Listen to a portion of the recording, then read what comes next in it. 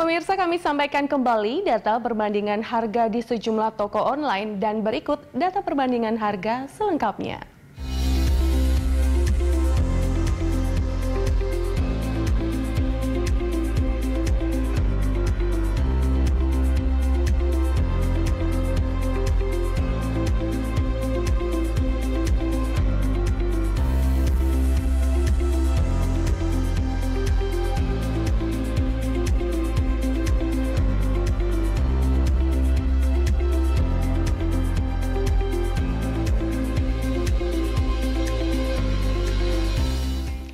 Demikian perbandingan harga e-commerce untuk saat ini. Sampai jumpa.